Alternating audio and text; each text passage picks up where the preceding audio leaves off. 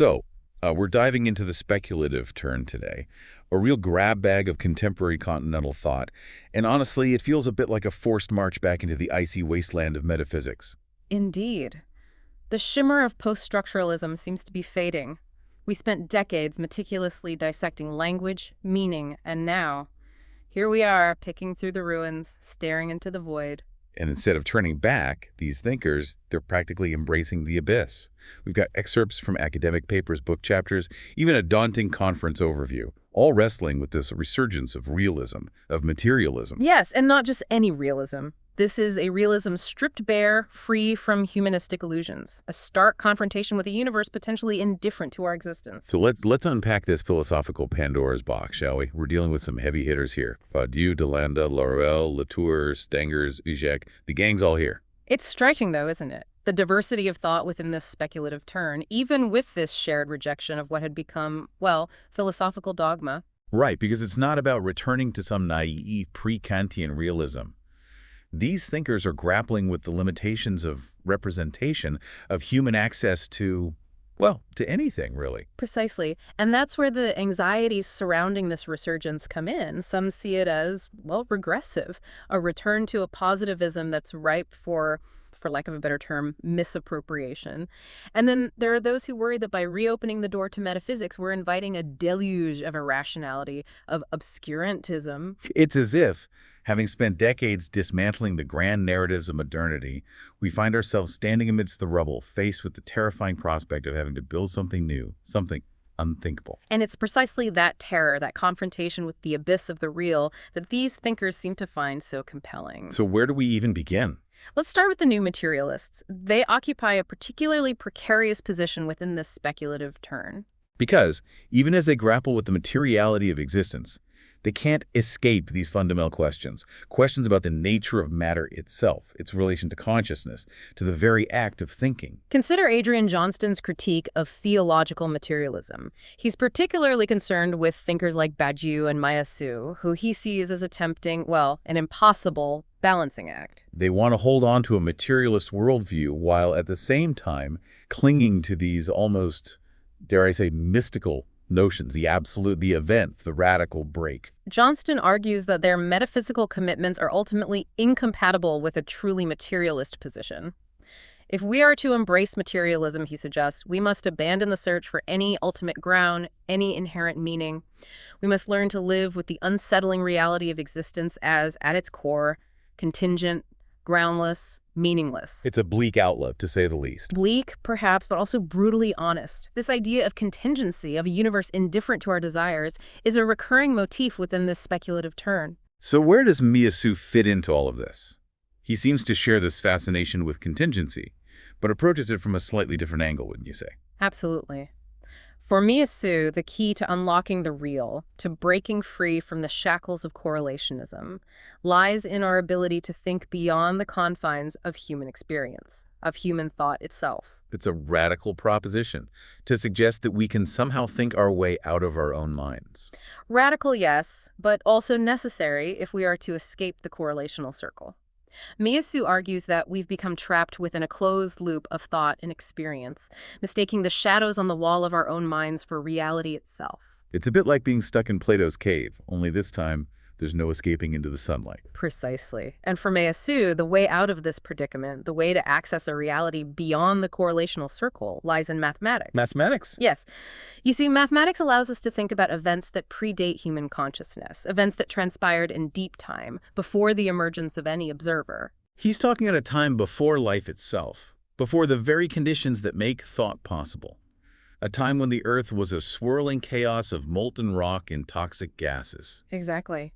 And while we may not be able to grasp such a reality through direct experience or observation, we can still think about it mathematically. We can make predictions about its nature, its evolution. It's a rather dizzying thought experiment to contemplate these events that occurred billions of years ago, as not just unknown, but fundamentally unknowable.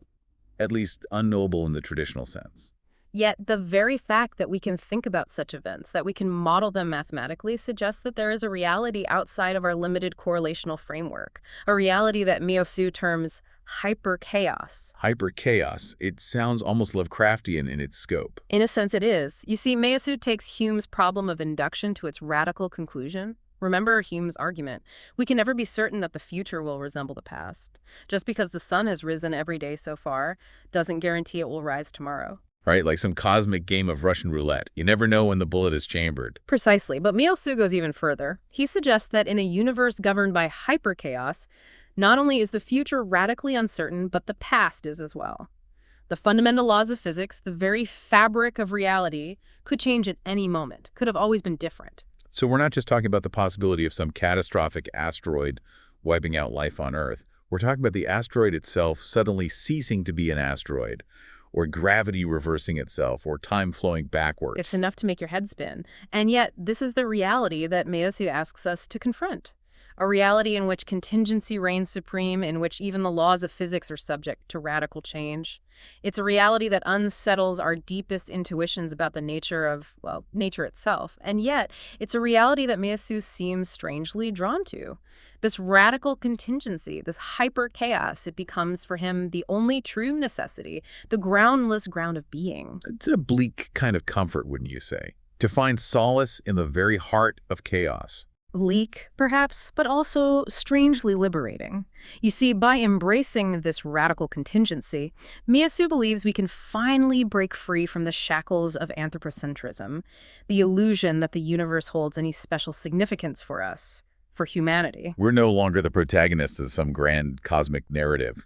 More like, well, cosmic afterthoughts. Precisely. And this realization, as unsettling as it might be, allows us to confront the universe on its own terms, stripped of our comforting illusions. Though it does make you wonder about Meillassoux himself. This embrace of hyper-chaos, of a universe indifferent to our existence. It's hard not to sense a certain, shall we say, morbid fascination there. His critics certainly seem to think so. Take Hallward, for instance. He views Meillassoux' embrace of hyper-chaos as not only philosophically unsound, but ethically dubious. Ethically dubious? In what sense? Hallward worries that this kind of radical contingency leads to a kind of, well, nihilistic quietism. The sense that if anything is possible, then ultimately nothing really matters. So we're back to this tension we've been circling around. The allure of the absolute, the cold comfort of nihilism, and this desperate human need to find meaning in a universe that seems determined to deny us any. A tension that, I'd argue, is inherent to the very act of philosophical inquiry. After all, philosophy is, at its core, an attempt to make sense of a senseless world. One thing that strikes me about these new materialists, particularly in contrast to their, say, post-structuralist predecessors, is their engagement with science. They seem less content to simply spin these abstract theories in isolation. Quite the contrary. They draw heavily upon contemporary scientific thought. Physics, biology, even geology become sources of inspiration for their philosophical explorations. It's as if they recognize that philosophy can't afford to ignore the findings of science, particularly when those findings challenge our most fundamental assumptions about the nature of, well, about everything, really. Precisely. And this is where the call for methodological naturalism comes into play. It's not about reducing philosophy to a mere handmaiden of the sciences, but it does suggest that philosophical claims, like scientific ones, need to be grounded in a rigorous engagement with the world as it's revealed through empirical inquiry. So not abandoning philosophy altogether, but perhaps redefining its scope, finding a way of doing philosophy that's both rigorous and, dare I say, speculative, grounded in the material world, yet open to the unsettling possibilities that science continues to unearth. A precarious balancing act, to be sure, but one that's becoming increasingly necessary as those unsettling possibilities continue to mount. Consider the influence that concepts like emergence, nonlinear causality, virtual entities have had on contemporary thought. These concepts are not simply challenging our understanding of the physical world, they're challenging our very notion of what it means to exist. What it means to be real in a world where the boundaries between the physical and the virtual, the real and the simulated, become increasingly blurred. It's like staring into an abyss and realizing, with a shudder, that the abyss is staring back. And yet there's also a kind of perverse fascination in that realization, isn't there? This recognition of the profound limitations of human understanding. A humbling realization, to be sure. But it also opens up new avenues for thought, new ways of approaching those perennial philosophical questions that continue to haunt us. Questions about the relationship between mind and world, subject and object. if such distinctions can even hold. One of the most compelling lines of inquiry to emerge from this speculative turn, I'd argue, is the debate surrounding the nature of objects and their relations. It's a debate that goes all the way back to the ancient Greeks, of course, but it takes on a renewed urgency in light of these new materialist ontologies. So on the one hand, you have thinkers like Harman, with his object-oriented philosophy, arguing that objects possess a certain autonomy or reality independent of their relations. And on the other hand, you have those who advocate for relational ontologies. Thinkers like Bryant, who argue that objects are fundamentally defined by their relations. We're being asked to choose between two seemingly incompatible views of reality. It is a fascinating, if somewhat dizzying debate, because when you really think about it, it gets to the very heart of what we mean when we talk about reality. Are objects primary, with relations being secondary, or are relations primary, with objects being nothing more than nodes in a network of relations? And where does Harman come down on this? Harman, as you might imagine, is a staunch defender of the object-oriented view. He's highly critical of relational ontologies, which he believes ultimately lead to what he calls an evaporation of objects. An evaporation. His argument is that if objects are nothing more than their relations, then they effectively cease to exist as independent entities. They become, in a sense, ghostly apparitions, flickering in and out of existence depending on the relations in which they're currently enmeshed. There's a certain intuitive appeal to that line of thinking. If everything is defined by its relations, then what are those relations, well, relating? It's like a strange metaphysical shell game. Precisely. And this is precisely the kind of ontological sleight of hand that Harman wants to avoid. For him, objects must have a reality that exceeds their relations, a reality that's uniquely their own. And Bryant, how does he respond to this critique? Bryant offers a compelling counterargument. He suggests that perhaps we've been too quick to impose this binary between objects and relations. That maybe, just maybe, there's a way to think about objects as being both autonomous and relationally constituted. So not a question of either, but rather a both hand. Exactly. Bryant argues that objects are not simply nodes in a network of relations, but what he calls endo-relational systems of activity. That is, objects are characterized by their effects, their activity, their actuality. So for Bryant, an object is not this static, unchanging thing, but rather a dynamic process of becoming, a constantly evolving nexus of relations. Precisely. And it's this dynamism, this constant process of becoming, that gives objects their unique character, their individuality. It's what prevents them from collapsing into mere placeholders in an empty network of relations. It's a subtle distinction, but a crucial one, and I think it highlights the complexity of this debate. This isn't simply a matter of choosing sides. We're forced to confront the limits of our own conceptual frameworks, the inadequacy of language itself to capture the strange and slippery nature of existence. Indeed, and perhaps that's the most valuable lesson we could take from this debate. This recognition that our attempts to grasp reality, to contain it within neat conceptual categories, are always going to fall short. Reality, as these thinkers remind us, is always going to exceed our grasp. Which brings us to perhaps an even more, shall we say, disorienting proposition. Suryo's concept of different modes of existence. Ah, yes, Suryo. Now there's a thinker who forces us to confront the limits of our conceptual frameworks head-on. He throws out our usual ways of carving up the world, our comfortable distinctions between mind and matter, subject and object. He shows us that reality is far stranger, far more slippery than we might have imagined. So tell me more about this idea of different modes of existence. What exactly did Suryo have in mind? Suryo's framework feels particularly relevant when we start to think about the relationship between the mind and the world, a relationship that's been, a bit of a philosophical football for centuries. He really disrupts the traditional view of the mind as this passive mirror, simply reflecting some external reality. Instead, he proposes that the mind, it actively participates in the construction of reality. It's not just that we see the world through this lens of perception. It's that our very act of perceiving actually contributes to the shaping of the world itself. Precisely. Our thoughts, our beliefs, our desires, they don't simply reflect reality, they actively contribute to its ongoing construction. Which is a rather radical proposition, wouldn't you say? With some pretty disturbing implications for how we understand objectivity, truth itself even. Indeed. If the mind isn't this passive receiver of information, but rather an active participant in the creation of meaning, Then what are we to make of our claims to knowledge? Our attempts to grasp something, anything, like an objective reality beyond these subjective constructions? It's a question that really cuts to the heart of the scientific enterprise. If our very observations are implicated in the construction of reality, then, well, what does that say about the supposed objectivity of scientific inquiry itself? Suryo doesn't shy away from these unsettling implications. He embraces the inherent instability of knowledge, this realization that our attempts to grasp at the real they're always already entangled with our own subjective perspectives, our own, you could say, modes of existence. It's a bit like trying to grasp a handful of water. The harder you squeeze, the more slips through your fingers. An apt analogy. And it's precisely this slipperiness, this elusiveness, that characterizes Suryo's approach to the question of the real. His distinction between phenomena, objects of knowledge, and fictional beings is, well, it's particularly helpful in navigating this rather treacherous terrain.